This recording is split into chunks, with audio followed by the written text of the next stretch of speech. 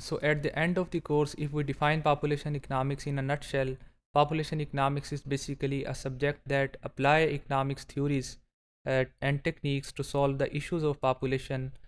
But we need to remember that the main beauty of this course is human beings.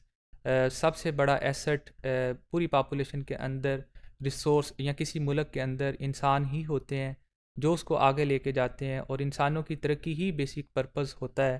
ہم نے اس course میں بہت سی چیزیں پڑھی ہیں اور ڈسکس کی ہیں۔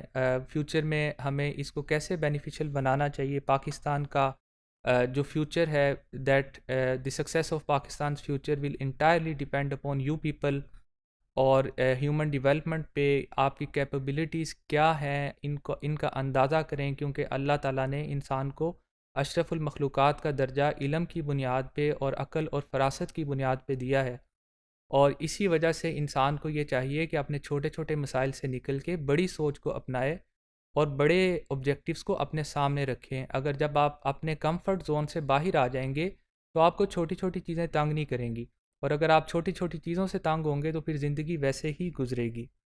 اور انسان کی کیپیبلٹیز کیسے بڑھ سکتی ہیں؟ وہ فریڈم میں چوائسیز کے ساتھ بڑھتی ہیں، لوگوں کو رسپیکٹ دینے سے، لوگوں کو خوشیاں دینے سے بڑھتی ہیں۔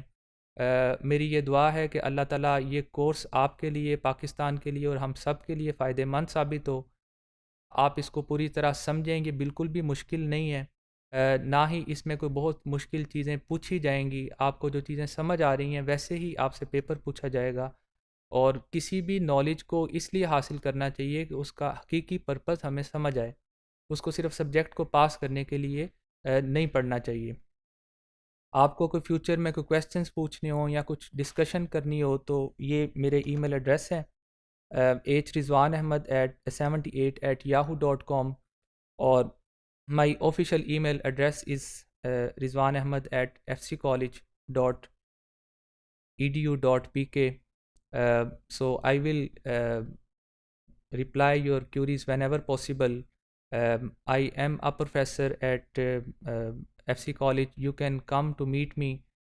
Inshallah, we will keep on learning from you people as well as hearing from you people in future.